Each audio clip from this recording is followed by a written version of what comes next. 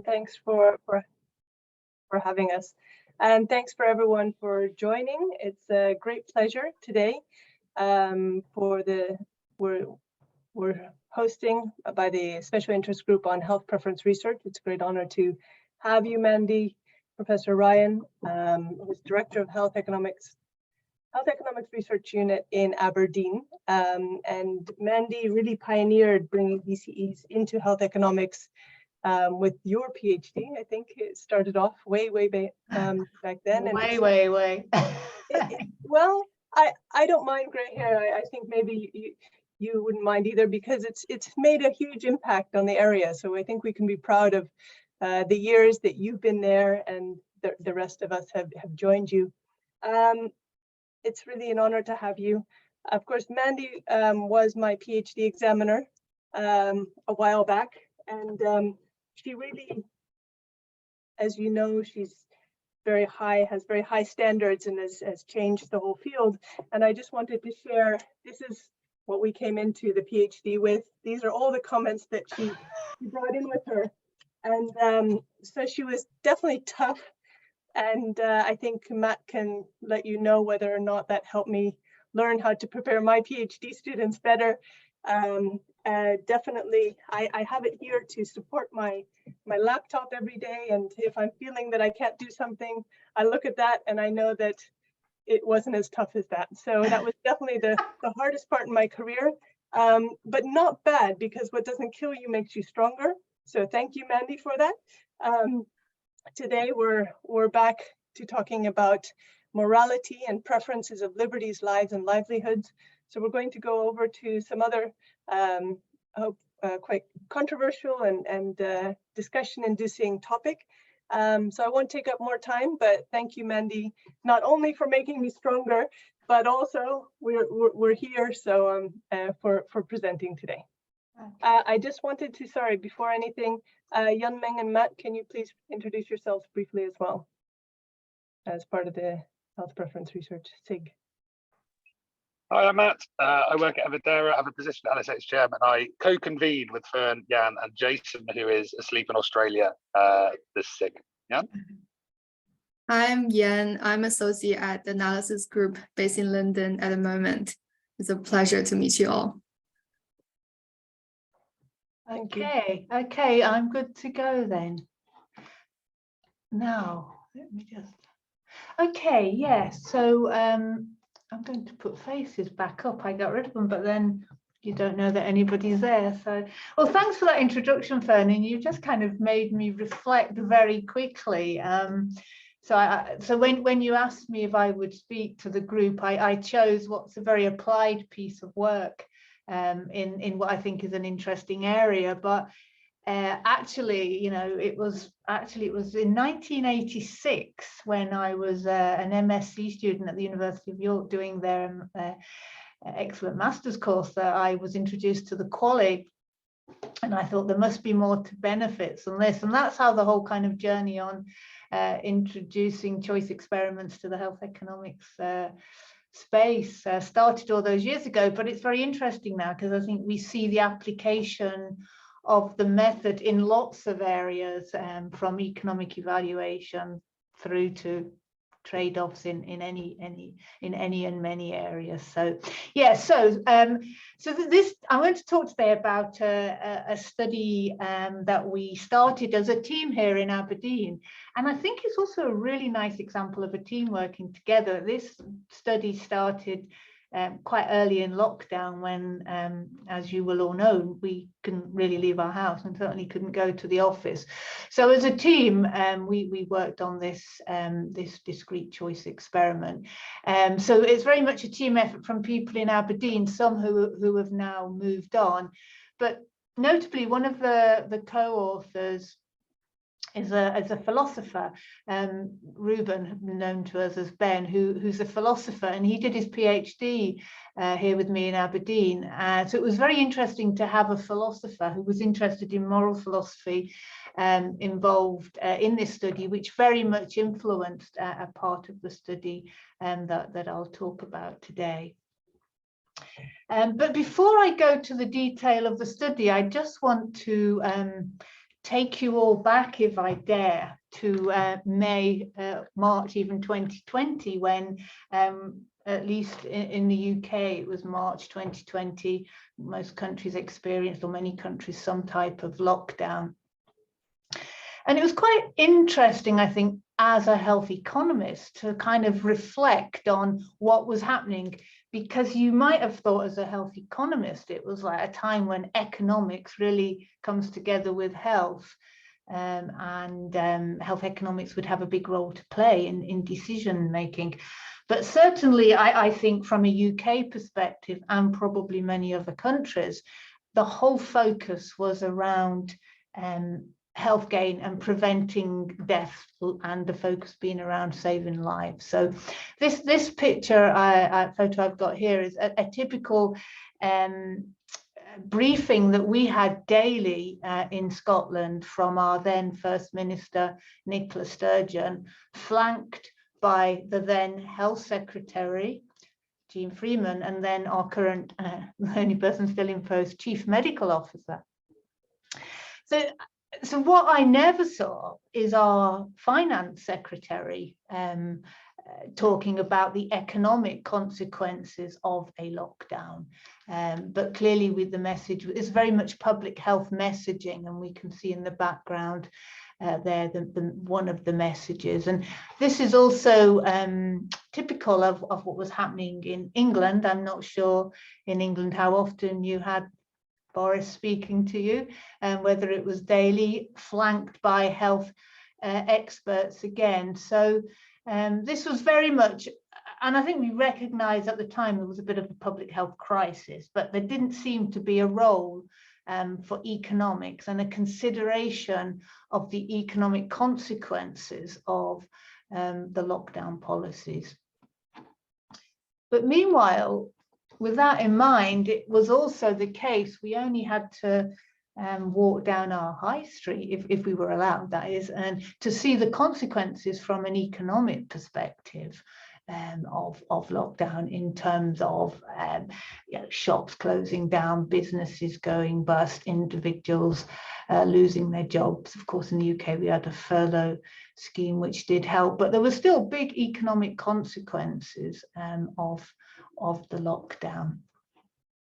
And that raised questions to us as economists around what were the trade-offs that individuals were actually willing to make, and how many lives did they think had to be saved to justify, say, a very strict lockdown where you couldn't go out of your house or go to work, and indeed to justify the economic implications of a lockdown.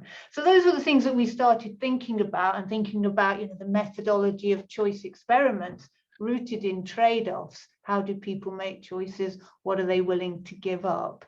And also at the time, there was very little, if no information actually about people's preferences during a pandemic. We did come across this report from the Cabinet Office from 10 years before lockdown, before the pandemic, which said we did need to have a better understanding of public preferences in a pandemic, but there was there was no work done that we could find that actually done that in the UK context. But meanwhile, of course, we know that people were some people were complying with lockdown restrictions, and some people were objecting to them, and there were demonstrations against lockdown.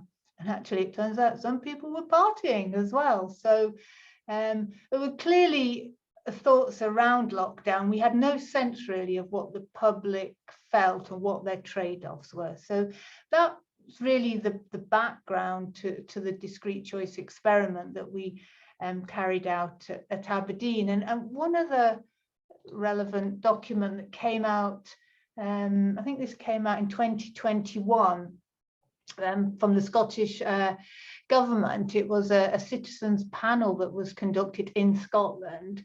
So the citizens panel had 19 people on it, and this actually hit the news in Scotland, that the public think that we should adopt an elimination strategy That was 19 people.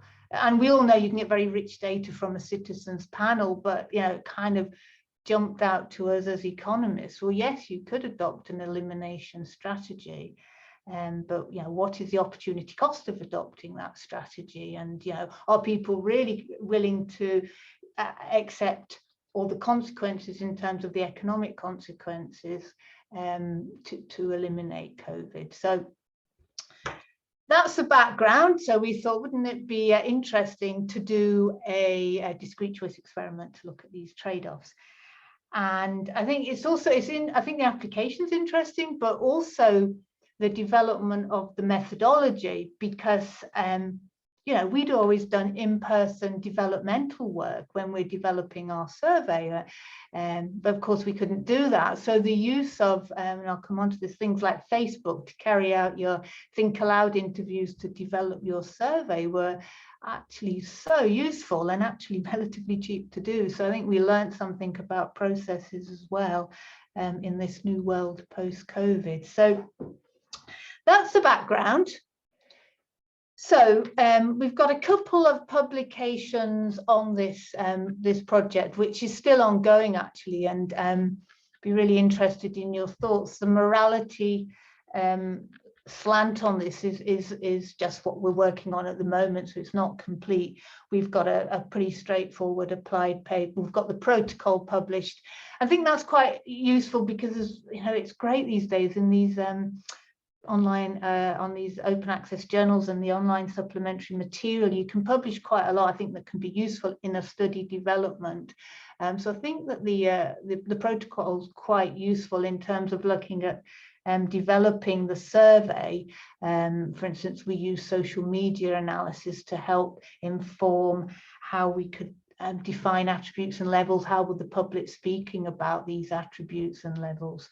So that was a really it was actually really useful to write a protocol as well. I wasn't a big fan of protocols, but now I see that more on discrete choice experiments are getting published, but I think actually that they can be very useful to force you to think exactly what you're doing and that all the authors are coming from the same place.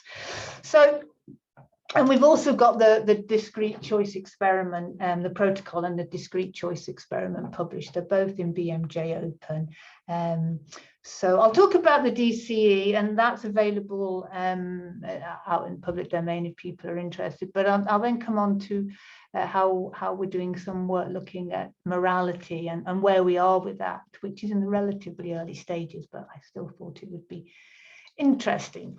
So I guess if you are the special interest group in preference solicitation, you probably know that discrete choice experiments are, well, you need to define your attributes and levels. That's the key thing. So in this study, the first thing we did is we looked at the current literature, and there was a few studies, I think there were a handful of studies, none in the UK, that had used DCEs in different pandemics. There were also a number of policy documents around how to deal with a pandemic. And as I said, also we use social media analysis to look at how people were talking about lockdown and what things were important to them.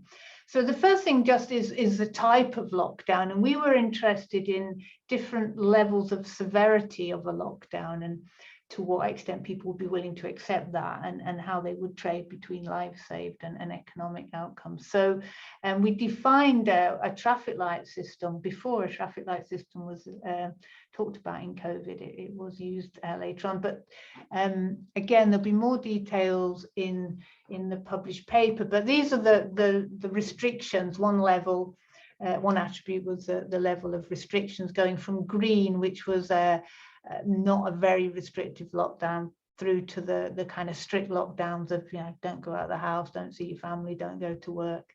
So we were interested. So that's how we, and yeah, these were defined as they get more severe. And as people were answering the DCE, because there's a lot of information there, they could hover over the different levels of the attributes, and it would tell them what that meant. So we had another couple of lockdown attributes. One was how long the lockdown took place for, and also whether or not other health medical care interventions were affected in the UK, and some other interventions were postponed while we dealt with the COVID crisis in the NHS. So those were like looking at the type of lockdown. The health outcomes, well, we had two attributes. One was the number of excess deaths. And actually, so the number of infections is related to that. So that was information people were given, but actually there was only one attribute in the DCE, which was the number of excess deaths. And then we included two economic attributes, and we were trying here to pick up the kind of the I and the we, so how individuals thought about themselves and how they thought at more of a societal level. So at the kind of individual level, it was really your purchasing power and your ability to buy things, and how what you could buy was changed by the lockdowns. And then at the more societal level, we looked at job losses and the unemployment rate. So that was an attempt to be more kind of individual and social perspective. So those were the attributes, and as I say, we did do social media analysis, which helped us start to define the attributes and levels. This will all be very standard D-efficient design that came up with 24 choice tasks, and we blocked it. We actually did we were sending this survey, as I'll show, to 4,000 people, and that's a lot of people in the choice experiment world. So there was actually some other questions in there, including moral foundation questionnaire, which we'll come on to. So for that reason, we didn't include the 24 choice tasks. It was also quite a difficult choice experiment, we thought, in terms of the attributes. There was a risk one there. So we did 3 blocks, each with eight choice tasks. And in terms of the developmental work, as we know, I often say when we're teaching our course on discrete choice experiments, you know, the developmental part of your choice experiment is probably the most important part. We all know what, you know, there's various design software we can use to create our choices, or analyze our data with different software. But if we don't get our developmental work right, then you know, we can't compensate. So we use Facebook to recruit individuals to do our Think Aloud interviews online. I mean, these were conducted, I think, between May and maybe the summer of 2020, when, you know, we weren't allowed out. So we recruited participants via Facebook, and I'm pretty sure in the published paper we've got online supplementary material just going through all the changes that we made based on this online Facebook recruitment Think Aloud interviews. I know somebody, I received an article today, it's called Imposter, but basically people kind of doing lots of these. You do need to watch, I think, be a bit careful about who nominates themselves to do these online interviews. But we found it very useful, and certainly going forward, we're looking at using Facebook to recruit. It was also very cheap, which we know as academics, if we get good quality that's relatively cheap, that's good. And we also had a stakeholder advisory group on this project, and that was for public health people. We looked at the 4 devolved nations of the UK and had someone from each of the departments of public health to help us develop the survey. So this is what the choice experiment task looked like, and there you see all the visuals, and a lot of, as I say, developmental work, just being confident that people understood these choice tasks. But we've got the type of lockdown, how long, how strict it is, and whether there were other planned procedures cancelled. We've then got the likely health consequences, about how many extra people die and how many lives we would save, and then your spending ability in terms of the shopping basket was, and again we did quite a lot of developmental work that people understood that, and job losses as well. So those were the types of choice tasks that individuals were presented with, eight of them each. So yeah, the couple of papers that I shared from BMJ Open, they report the results from that study. But in developing the survey, I think this is, it's all, when you're spending the money to do the survey, it's always good to be thinking, well, what else can I get from this survey? You know, we can ask people to respond. I think 20 minutes is probably the maximum to complete a survey. So what information can I get that's interesting, I think, both from a policy perspective, but also from a methodological perspective as well. So as I said, one of my colleagues at the time was a philosopher, and he was familiar with the Moral Foundation Questionnaire, which is a validated instrument that looks at people's basically their moral basis, their moral compass, where they come from. And I thought this is quite an interesting quote, actually, because I think this is what we were trying to look at in this study. So clearly, a pandemic will challenge our mortality, but it also challenges our moral relations with others in society, and to what extent, yeah, we will change our behavior to protect other people, I guess. So yeah, so Ben, who was a philosopher, told us about the Moral Foundation Questionnaire. So as I say, it's a validated survey, and it has 5 moral foundations. The caring and fairness one has typically in the analysis been combined into something called the individualizing foundation. And that's really about caring for others and treating them fairly. And then the other 3 come under what they call, there's an extensive literature, and it's been used extensively in research, they call the binding foundation. So that's around loyalty, authority and sanctity. So yeah, so we collected this data and to do some analysis in terms of, okay, we can estimate trade-offs at the aggregate level, and that's what we did in the BMJ Open paper. But now we're trying to look at how that breaks down and how people's moral foundations influence their preferences and trade-offs. So this was an online study carried out by Qualtrics. So as I said, there's around 4,000 people. We analysed across England, Northern Ireland, Scotland and Wales. So the BMJ paper, actually BMJ Open paper, actually does the analysis by countries, because we were actually interested, we hadn't done any of the moral foundation analysis, but we were interested in trade-offs. I had this theory that maybe England was more selfish than Scotland, and that Scotland is a more caring society. It turns out the Welsh were the most or willing to accept fewer lives saved to be in a strict lockdown. So we're still looking at preference heterogeneity, because one of the great things about this study is the sample size is very large. So that's the sample size. So yeah, the first thing we looked at actually was just, were people willing to trade, or did people always choose the option that minimized the number of additional deaths?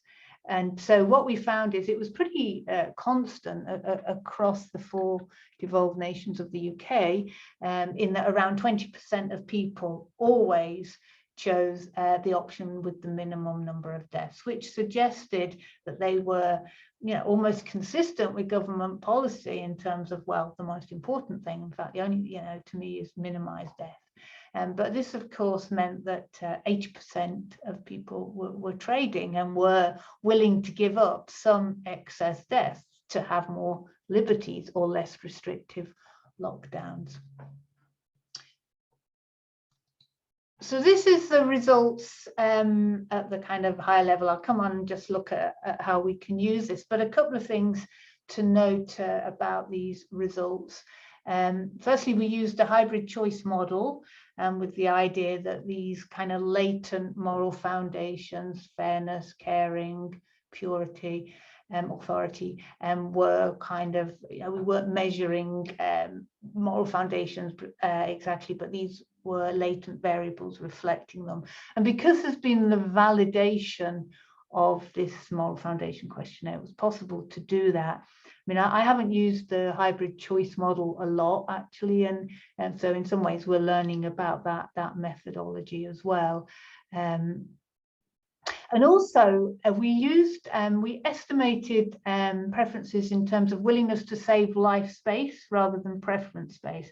And why I think this is really useful, and something that's increasingly done, is that the parameter coefficients that you estimate, they immediately mean something rather than looking at ratios.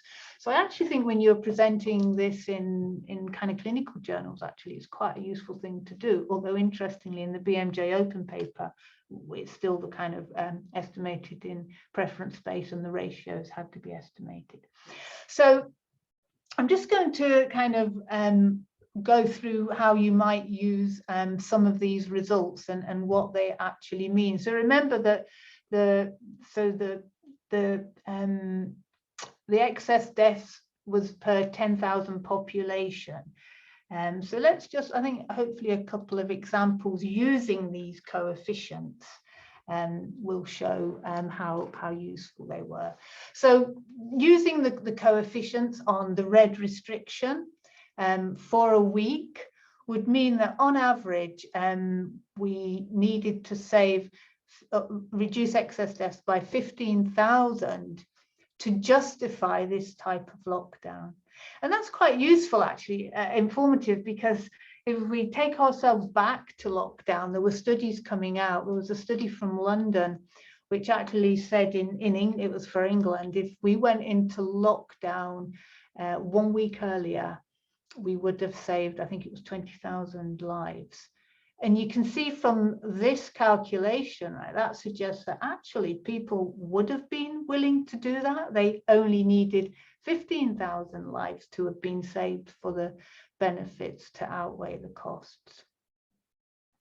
But we can also see that as you then start, this is really just a preference heterogeneity analysis, when you adjust those coefficients to allow for individuals individualizing or binding or their moral foundations, then the number of lives that we have to save is reduced. So these moral foundations, where people come from morally, our initial analysis, and this is quite early analysis, suggests that the moral foundations are important.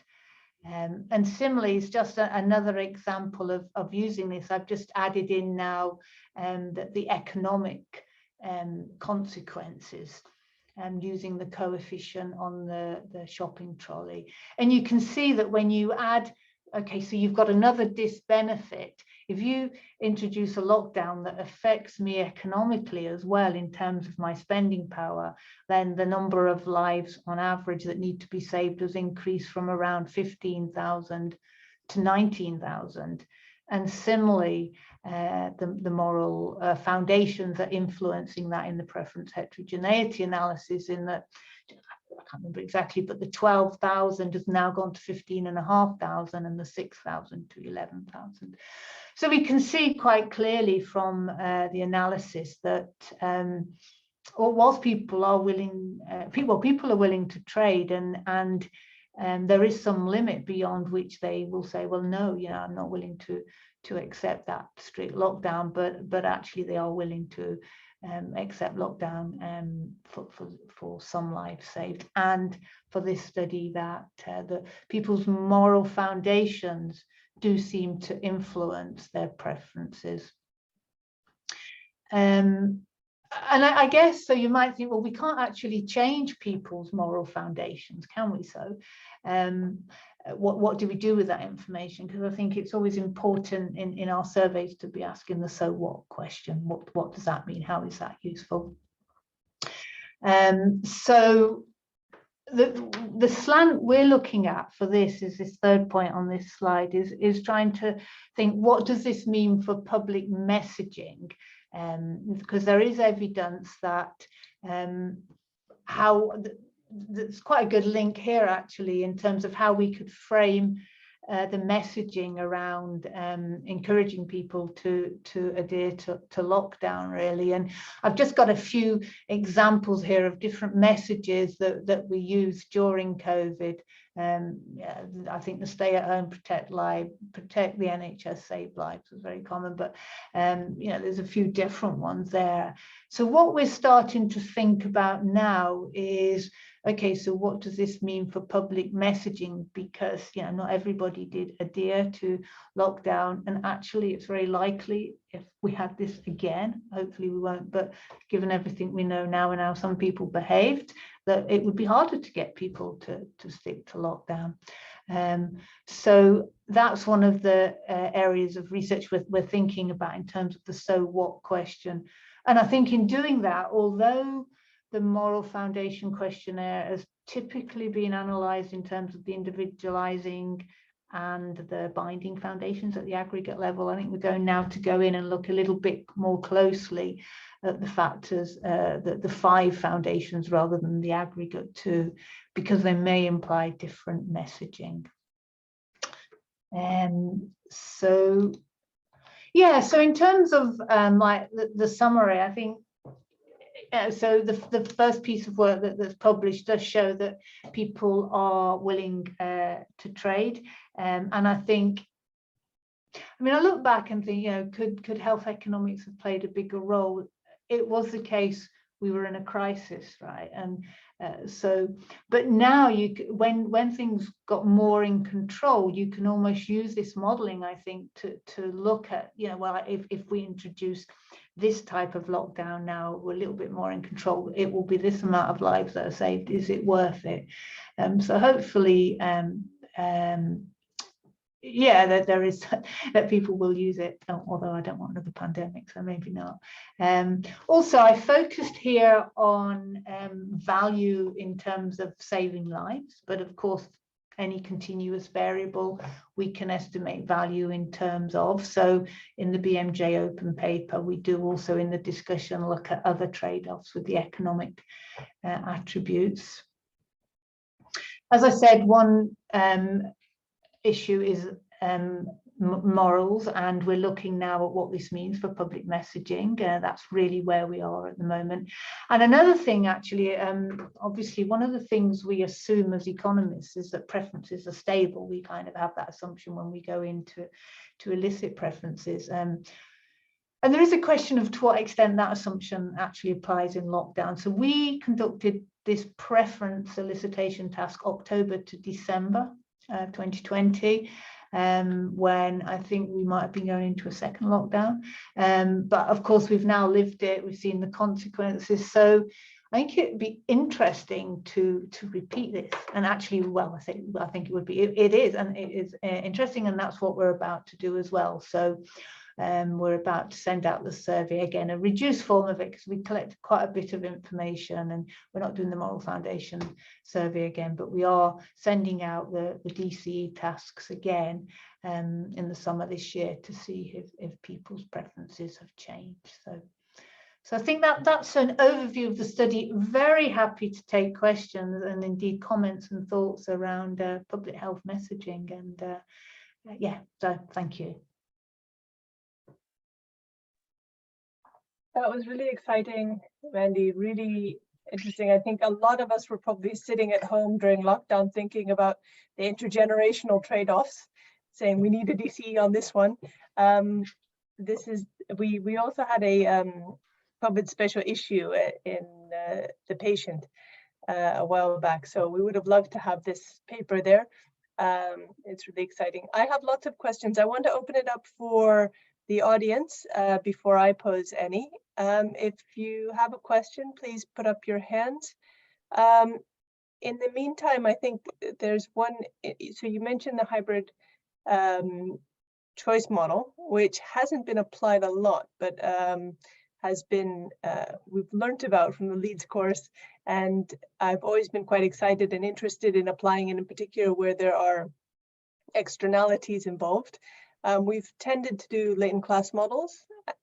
Have you done any comparison between them and what it looks like? So no, at the moment we haven't done our any latent class modeling, but we have thought about that actually as well. And I think Mesfin, who did the hybrid choice model, I might have seen that he come on this call, so I don't know if he wants to add anything. I mean, I think the hybrid choice modeling has been a bit challenging as well, and we've got some questions about it. But it does seem a potentially useful use of the method because of the validation of the moral foundation questionnaire. But yeah, I mean, I think doing some latent class modeling, I mean, we've got, as well as having the moral foundation data, we've got lots of other data. We've got, you know, where people live, their experience of COVID as well, and you know, their families, and yeah, so there's, I think, potential there. Yeah, no, it would be interesting to compare. So I've always wanted to do a hybrid choice model because of the type of work that we tend to do, where there's a lot of stigma, for example, in the field of HIV, where you think about stigma or community preferences and attitudes in particular. Yeah. I see, Stephanie, you have your hand up. Go ahead. Hi there. I don't know if I'm on video or not. Introduce yourself. Yeah. My name is Stephanie Harvard. I work at the University of British Columbia, also in health economics. Thanks so much for a great presentation. I wanted to ask a question because I'm sure you're aware of the debate around how many lives did lockdown save. There's a big uncertainty around that. Did you consider at all incorporating the uncertainty around the effectiveness of lockdowns, perhaps in presenting to participants in the DCE a range, it would save between, X and X lives? Yeah, I mean, no, we didn't. And I mean, I take your point about the uncertainty, but also we wanted to use the lives saved as one of the attributes to get value in terms of. So we couldn't have a range for that. And I think, there's more data become available from, I think, linking it up with epidemiological models as well. But yeah, I take your point, but no, it was a point so that we could do our marginal rates of substitution. Thank you. Thanks a lot, Stephanie. Gillian, would you like to go ahead? Thank you. Hi, Gillian Curry, University of Calgary. Hi, Mandy. Hi, Gillian. Good to see you. Good to see you too. So my question is about, either you have done this or might be doing this. So it's about more about the heterogeneity and what affects the trade-offs in the willingness to accept deaths. And in particular, whether you've looked at it by socioeconomic status, because what comes into my mind, speaking of morality or considering equity is sort of people's willingness to accept whose deaths. And it's the poor people and the elderly people. There are a group of people who have a higher risk of death. So are we seeing in the preferences that, say, for example, richer young people are willing to accept more deaths for poor old people? Or are we seeing those kind of patterns in the preferences? Have you dug into that yet, or do you have plans to? Yeah, so no, so the only preference heterogeneity we've done so far, so we've done it by the 4 devolved nations of the UK, and then we're doing this morality. But absolutely, Gillian, we have got a lot of data, and I think preference heterogeneity, and your point, Fern, also about latent class models. But no, this is a large data set, and we just need to find time to keep analysing it. So, and those type of questions, I mean, we did collect a lot of socioeconomic data, and also kind of family status and his health, and so we can start looking at some of those things.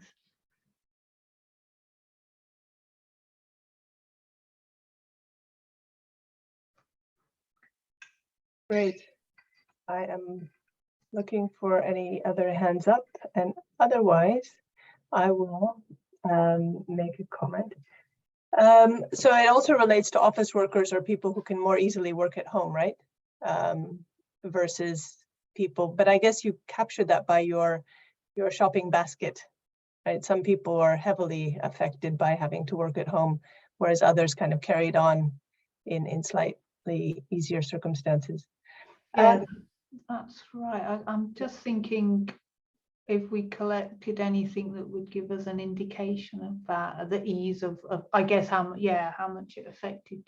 I think we did have some about how it had affected them economically, actually, and whether they would lost income the same. John, would you like to ask your question? Yeah. Oh, hi, Mandy. Hiya, John. Good to see here. you. Yeah, you too. Like fascinating stuff. Like, yeah, as always, some good stuff. So just on Fern's point, don't forget as well, you can always use a latent variable in a latent class model, so you can explain your class membership probability by you, and that might be quite interesting as well if you think again that way. I just have a more general question about, so I keep getting asked about like policy stuff I'm doing, and like the question of like, when has your DCE study ever been taken up by policymakers? And I'm just wondering whether like with this stuff, whether you've had engagement with like, you know, like the Scottish government or even the UK government or whatever, and like, have you got engagement with policymakers, and kind of where does this sit in their sort of field of vision? It's quite an interesting question, actually, John. I think there's a kind of general question there about how have DCs influenced the policy arena. But for this particular study, I have to be honest and say, like, they were pretty hesitant. I was, you know, volunteering to give a seminar to the Scottish government, and at the time, our contact from public health was really like, who's an economist? Didn't really want to know this, because all the focus politically was around minimizing excess deaths. So I'd say, you know, it's not being taken up. Whether it will in the future, should we have such a situation again, I mean, I think at the more general level, people might not be able to cite a particular example, but for instance, the fact now that NICE will accept DCEs, preference solicitation work, alongside the cost per quali. I find myself putting that in quite a lot of slides. Yeah, there's also things like the group that developed the social care outcome measure, is it ASCOT, and they use I don't know if they went on to use best worst scaling. You think about like Joe Coast's work as well, which I think is best worst scaling development. But yeah, no, you know, having been doing it for many years and coming to the like almost the twilight years of my career, kind of thing, it would be really nice to have some great examples. But I think it has changed, you know. I think we have moved a long way, and actually, you know, the fact that, you know, Matt's now working for Everdera, who've got all these DCEs going on, is evidence to the demand in the real world.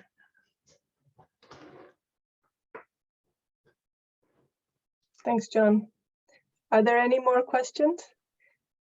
Otherwise, the other thing that I was thinking about is you were talking about the imposter respondents and your experience with online questionnaires, and I know that Reed Johnson was looking a lot because they often use paid respondents that are basically almost career respondents, and they proposed the skill adjusted latent class model to see if they can capture any of that.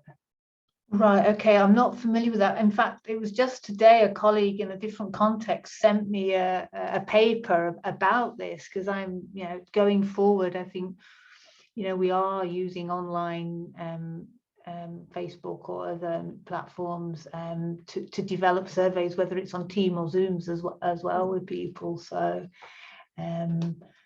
but yes, I guess it's kind of, I don't know if the online companies have got some way of checking, you know, as well, when you do the online large surveys, you don't want the same people doing it. Well, I know in my PhD, these were face-to-face surveys, and I was checking up on the respondents after, and consistently with one of our surveyors, the respondents told me they'd ask all these questions and then they'd go to the next page and they basically, I had one interviewer who skipped all the DCEs because it was too complex. So that wasn't very useful in our survey, but clearly they found that the DCEs was a section of the survey that that was too hard to ask. I think one of the things that they were looking at with the in their research was they've also looked at kind of response times, which you can do quite easily with your online survey, right? If it was yeah. So it's very common to have to look for speedsters, so people who've done it far too fast. I mean, you need to define that, and there's usually a percentage time of the average. But yeah, if people are doing it too quick, and probably just to be sure to have measures of data quality in there as well, actually, on online surveys. But it sounds like you have such a huge survey, you can do just a tremendous amount of analysis. Yeah, well. I mean, it's great. This is, I mean, people doing it, you know, our average, I'm guessing, is around about 300, 400, and, you know, sometimes it's lower, maybe to do with the disease that we're looking at. But yeah, so this 4,000, and of course, it does open up the possibility of these different econometric methods, which can be a little bit sponges for data. So yeah, we have a lot of data, and we have a lot of questions. We just don't have a lot of time to analyze it. So yeah, we did try and get a York student from the Masters, you know, but we didn't get that. So we've got a lot of data, and I think the preference heterogeneity is you know, beyond. I find the moral foundation stuff interesting, but I think there's lots of other interesting questions there. Great. I think there were some chats. Let me open it up. Who else is on here in the chat? Karen McDonald, did you want to share what you put in the chat? Hi, I just shared a webinar we did on fraudulent respondents. If anyone is interested in it, I think you can access the recording, but I don't know how. So I'm just sending the link if anybody wants to look into that further, but it should be available somewhere via IS4. And thank you, Mandy. Okay, nice to hear your voice, Karen. Nice to see you too, Mandy. Thank you, Karen. See you in Calgary next year. I think the framing messages is also really intriguing because it kind of relates to anything related to externalities. I think your moral framing foundations questionnaire. So it probably relates to any kind of question where there are externalities. It might be interesting to have this moral foundations questionnaire. Would you recommend using it in the future? Are there any simplified ways to do it? Would I recommend the moral foundation questionnaire? What I would recommend generally is just giving some thought in your survey development to the extra questions. I think I'm just trying to think about the implications. So I'm not sure at the moment. I think there's some interesting stuff there, but I'm always thinking the so what question. So I'm interested to think a bit more. There's a little bit of research around public health messaging, because I guess from the so what question, we're not thinking we can change people's moral basis, but how could we influence their behavior given their moral basis? So yeah, I think once we've thought a bit more about this study, then I'll think if I would use it again. Yeah, it's a slightly different use than Cambridge Analytics in influencing voting, but if we can use some for the greater good, I think it would be excellent. Yeah, and not think we can change the morals, but actually drawing on them, put out messages consistently that might influence people's behavior. Absolutely. Matt, would you like to? Yeah, thanks, Fern, and thank you, Mandy. This is a slight segue, actually, picking up on John's question about how DCEs are used. And I thought I'd just mention it since we're DCE lovers and all need good examples of how they're being used. So at Everdera, we've put a lot of studies into the FDA. And we've learned as we've done that, and they don't like you going too late. They don't like you turning up with a set of results, say, what do you think about these? And they don't like you turning up with a preference tool and saying, we're going to ask this. They like being asked early. You know, we're planning a study. Do you agree that these could be the attributes? Do you agree that this population with this proof of diagnosis or this recruitment strategy is going to be the way forward?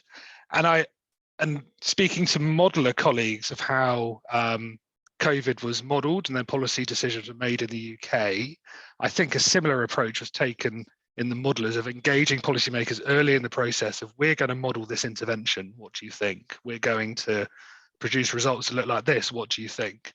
And what I'd kind of taken away from that is that that dialogue is critical earlier in getting these results taken up. So it's feeling a bit vulnerable in, you know, you're planning a preference study, you're going to do your cognitive pilots and interview 20 odd people. Going to a regulator then and saying, we're going to do this, what do you think, seems to be a way of getting traction with those policymakers or decision makers later on. But thank you, Mandy, that was a total segue. No, I really enjoyed your presentation. At the more general level, I totally agree with that. And, you know, in the university world, as now impact is so important for us in our research excellence exercises. So, and I guess, you know, having worked in a Scottish government funded unit, we've always engaged with policymakers, but I still think a lot of decisions are political. And if your results support that, they'll use them. But we've got to keep doing it. And of course, a lot of our work's around public preferences and trying to have person-centered care. So I think it does feed its way in.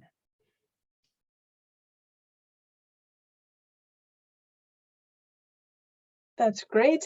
I think it's been a really, if there are any last questions, come. Otherwise, I think we can thank you. And are you going to come to IHEA this summer?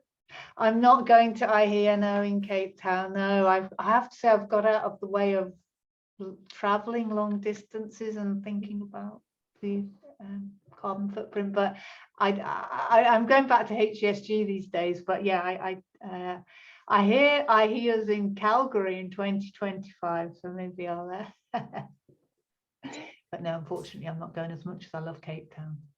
So I just wanted to make a small announcement about the Health Preference Research Special Interest Group. We will be at IHEA, some of us. If you'd like to meet or have any specific things that you would like us to do, please do get in touch. There will be sessions with DCEs. We look forward to meeting you at those. And we will have a face-to-face meeting. I think it is on the Monday night. I should have had the exact time. I think it's Monday evening, and look forward to meeting you all there. Matt, Yan-Meng, is there anything you would like to say other than thanking Mandy tremendously for her contribution? It was really thought-provoking and exciting. Yeah, I'd like to tremendously thank Mandy, as you say, Fern. Just a plug for our next seminar. It's June the 5th. Caroline Vass from RTI, formerly of Manchester, presenting on balancing samples and stated preference studies. It's a really interesting work. June the 5th, and I'll pop a link to that in the chat now, so you can sign up straight away. Great. Thank you all very much. Nice to see you all virtually. Thanks, Mandy. Okay, cheers then. Bye. Okay. Thank you very much. Bye.